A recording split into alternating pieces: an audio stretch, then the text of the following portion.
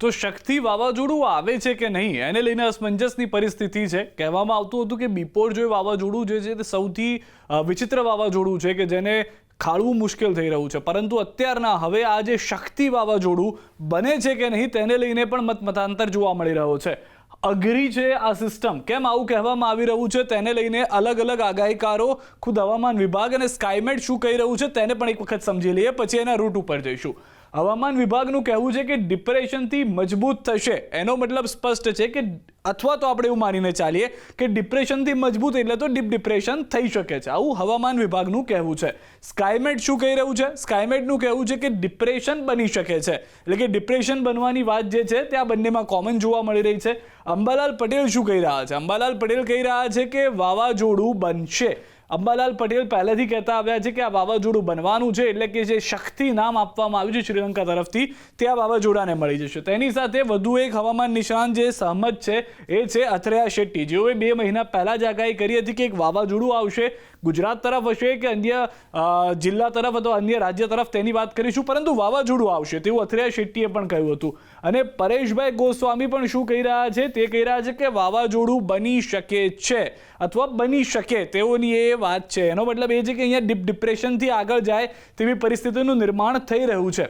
પરંતુ જો આ ડીપ ડિપ્રેશન છે કે વાવાઝોડું છે કે ડિપ્રેશન છે તો તેનો રૂટ શું હોઈ શકે છે તેને લઈને પણ જે રીતની પરિસ્થિતિ છે તે અથરેયાએ કહી હતી. સૌથી પહેલાં 20 તારીખનો જે તેમનો રૂટ હતો અથવા તેમને લઈને જે વાવાઝોડાને લઈને ડીપ ડિપ્રેશનને લઈને જે પરિસ્થિતિ હતી તે શું હતી, તો 20 તારીખનો આપ તેમનો આ આખો રૂટ જોશો તો તેમાં કહ્યું હતું કે 24 તારીખની આસપાસ ડીપ ડિપ્રેશન બની શકે છે.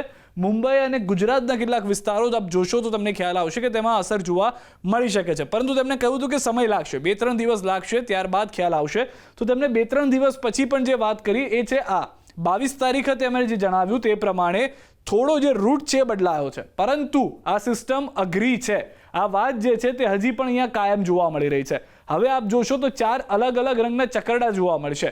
પહેલું જે ચક્કરડું છે લીલા રંગનું એ 22 તારીખનું છે, તે આપ જોઈ રહ્યા છો. એ છે ટ્રેકમાં શક્યતાઓ છે જે સંભવિત બદલાવની તે છે, અને તેની સાથે ત્યાં લખેલું છે કે ડિપ્રેશન બનશે, એટલે કે આજના ડિપ્રેશનની પરિસ્થિતિ છે. ત્યારબાદ જે પીળો રંગ આપ જોશો તેમાં તો એ છે કે ડીપ ડિપ્રેશન બનશે, એટલે કે તે 23 થી 24 તારીખની આસપાસ ડીપ ડિપ્રેશન હોઈ શકે છે અને 25 તારીખે તે વાવાઝોડાનું રૂપ ધારણ કરી લેશે, તે પણ અહીંયા આગળ કહેવામાં આવ્યું છે. તો હવે આ શક્યતાઓ છે, રૂટ જે છે તેમાં હજી બદલાવ થઈ શકે છે. ગુજરાતનો થોડો વિસ્તાર તો સ્વાભાવિક રીતે જોવા મળી રહ્યો છે, પરંતુ મહારાષ્ટ્રના મોટાભાગના દરિયાઈ વિસ્તારો છે. આ જે છે તે અથરેયા શેટ્ટીનું અનુમાન છે, પરંતુ જે તમે આપને કહ્યું કે 3 અલગ અલગ હવામાન નિષ્ણાંતો, હવામાન વિભાગ અને ખુદ સ્કાયમેટ જે કહી ચૂક્યું છે તે તમામ પ્રમાણે ડિપ્રેશનની પરિસ્થિતિ તો અહીંયા જોવા મળી રહી છે. હવે આનો રૂટ શું હોઈ શકે છે, આઇકોન મોડલ શું કહી રહ્યું છે તે પણ અમે આપને જણાવ્યા. અત્યાર સુધી જે જોયું તે અલગ અલગ લોકોની પોતપોતાની રીતે જણાવેલી વાત હતી. હવે એક અમે આપને આ વાવાઝોડું જો બને છે અથવા ડિપ્રેશન જો બને છે તો તેની શું પરિસ્થિતિ હશે તેની વાત કરીએ. હવે અત્યારના જે આ પરિસ્થિતિ આપ જોઈ રહ્યા છો એ આ રૂટ છે કે જો અત્યારના આ સિસ્ટમ જે છે તે 24 તારીખથી આપણે એને ટ્રેક કરવાનું શરૂ કરીએ તો ધીમે ધીમે અત્યારના તો તમને જોવા મળશે ભારતના દરિયા કિનારે નજીક જે મહારાષ્ટ્ર ગોવા પાસે છે, ગોવામાં તેની અસર પણ જોવા મળી રહી છે. ત્યારબાદ બિપરજોયનો જે ટ્રેક હતો તે એવું કંઈક છે કે પહેલાં તે ભારતના દરિયા કિનારાના વિસ્તારોથી દૂર જતી રહેશે. અહીંયા આગળ આપ જોશો તો ધીમે ધીમે આ જે સિસ્ટમ છે તે સ્પીડમાં અહીંયાથી દૂર થતી જોવા મળશે. આ એનો સંભવિત ટ્રેક છે, જે સફેદ પટ્ટો આપ જોઈ રહ્યા છો એનો સંભવિત ટ્રેક છે કે તે તેમાં આગળ વધતું જોવા મળશે. અંદાજિત 25 થી 26 તારીખની આસપાસ આ તમામ વિસ્તારો જે ભારતના નજીકના દરિયા કિનારાના વિસ્તારો છે, જેમાં મહારાષ્ટ્ર અને ગોવાના વિસ્તારો છે, ત્યાં આગળ ભારે પવન સાથે વરસાદ હશે. ગુજરાતની અંદર પણ કેટલાક વિસ્તારોમાં ભારે પવન સાથે વરસાદ જોવા મળશે, પરંતુ 26 થી 27 તારીખ થતા આ જે રૂટ છે તે તેનો ફરી એક વખત ગુજરાતથી મહારાષ્ટ્રથી દૂર થતો જોવા મળી રહ્યો છે, એટલે કે તે દરિયાની અંદર જઈ અને વધુ મજબૂત થતું જોવા મળી રહ્યું છે. અંદાજિત 27 થી 28 તારીખ આપ જુઓ તો ગુજરાતના દરિયા કિનારાની નજીક તો છે, પરંતુ જે મજબૂતી છે સિસ્ટમની એ 27-28 તારીખે જે છે તે અંદર આપ જોશો તો ખ્યાલ આવશે કે ખૂબ જ દૂર જતી જોવા મળી રહી છે. પરંતુ ત્યારબાદ બિપરજોયનું પણ આવો હતો કે ટ્રેક હતો, ટર્ન માર્યો હતો,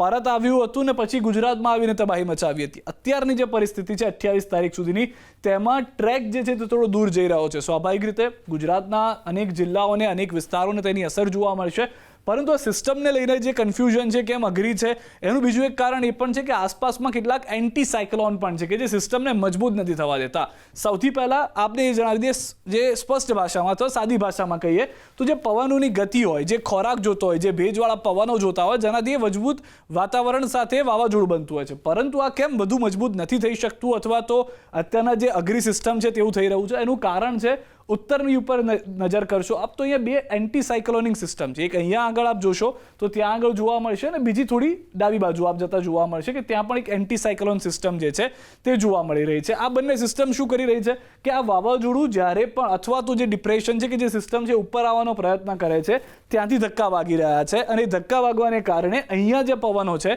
તો તેની સામે લડાઈ નથી કરી શકતા. બીજું આપ દક્ષિણ તરફ જશો તો ત્યાં પણ એક નાનકડી સિસ્ટમ જે છે તે પ્રયત્ન કરી રહી છે કે આ જે વાવાઝોડું અથવા જે સિસ્ટમ છે આ જે નીચે આપ જોશો કે એ ઉપર જાય, એને ધક્કો લાગે, પરંતુ એ શક્યતાઓ જોવા નથી મળી રહી કારણ કે આ બંને સિસ્ટમ તેટલી મજબૂત નથી જેટલી બંને મજબૂત સિસ્ટમ ઉત્તરની તરફ જોવા મળી રહી છે. તો એના કારણે શું થઈ રહ્યું છે કે ટ્રેક બદલાઈ રહ્યો છે. કોઈક કહી રહ્યું છે કે વાવાઝોડું બનશે, કોઈક કહી રહ્યું છે વાવાઝોડું નહીં બને, કોઈક કહી રહ્યું છે કે આ ડિપ્રેશન હશે, કોઈકનું કહેવું છે ડીપ ડિપ્રેશન હશે. એમ અલગ અલગ અંદાજ લગાવવામાં આવી રહ્યા છે. એટલે કે હજી પણ 4 થી 5 દિવસનો સમય થઈ જશે કે એ સ્પષ્ટ થશે કે જો વાવાઝોડું બને છે તો ક્યાં ટકરાય છે, વાવાઝોડું નથી બનતું તો ક્યાં આગળ તેની પરિસ્થિતિ જોવા મળશે. પરંતુ ગુજરાતમાં એક વાત નક્કી છે કે 7 દિવસ સુધી હવામાન વિભાગે પણ કહ્યું છે, હવામાન નિષ્ણાંતો પણ કહી ચૂક્યા છે કે વાવાઝોડું બને કે ન બને, ડિપ્રેશન બને કે ન બને કે ડીપ ડિપ્રેશન બને કે ન બને, વરસાદ ગુજરાતમાં થવાનો છે એ નક્કી માનવામાં આવી રહ્યું છે. હવે આગામી દિવસોમાં શું પરિસ્થિતિ હશે તે પણ અમે આપને જણાવીશું. તો વાવાઝોડું બને છે કે ડીપ ડિપ્રેશન બને છે, શક્તિ આવે છે કે નથી આવતું, આ તમામની વચ્ચે એક વાત કન્ફર્મ એ છે કે જે હવામાન વિભાગ તરફથી પણ આગાહી કરવામાં આવી છે, આગામી 7 દિવસ ગુજરાતમાં વરસાદ થવાનો છે અને અત્યારના પણ જે રીતનો વરસાદ થઈ રહ્યો છે તે કદાચ કાયમ રહી શકે તેવી પરિસ્થિતિ છે. સૌથી પહેલાં તો આપણે જણાવી દઈએ કે જીએફએસ મોડલ જે છે, જીએફએસ મોડલ પ્રમાણે ગુજરાતના મોટાભાગના વિસ્તારો, ઉત્તર ગુજરાતના થોડા વિસ્તારોને બાકાત કરતા મધ્ય ગુજરાત, દક્ષિણ ગુજરાત અને સૌરાષ્ટ્રમાં જે પણ જગ્યાએ ગુલાબી રંગ આપને જોઈ રહ્યા છો, એ ગુલાબી રંગના વિસ્તારની અંદર 8 ઇંચ વરસાદની શક્યતા 31 તારીખ સુધીમાં છે. એટલે કે મહિનાના અંત સુધીમાં જોવા મળી રહી છે. શરૂઆત જે ગુલાબી રંગની છે વધારે જે જોવા મળી રહ્યો છે, જેમ કે જુનાગઢ આપ જોઈ રહ્યા છો, કેશોદ છે, વેરાવળ છે, થોડો ઘણો ગોંડલ અને જસદણનો વિસ્તાર છે કે જ્યાં પણ પરિસ્થિતિ એ છે કે 8 ઇંચ સુધીનો વરસાદ 31 તારીખ સુધીમાં થઈ શકે છે. તેને બાદ કરતા જે લીલો અને પીળો રંગ આપ જોઈ રહ્યા છો, જેમ કે પોરબંદર, કુતિયાણા, કાલાવાડ, રાજકોટ, મોરબી, તેની સાથે સાથે નીચે આપ થોડા જતા રહો, બોટાદ છે, ભાવનગર છે, દામનગર છે, રાજુલા છે, આ તમામ વિસ્તારોની અંદર પણ અંદાજિત 1 થી 3 ઇંચ જેટલો વરસાદ જોવા મળી શકે છે.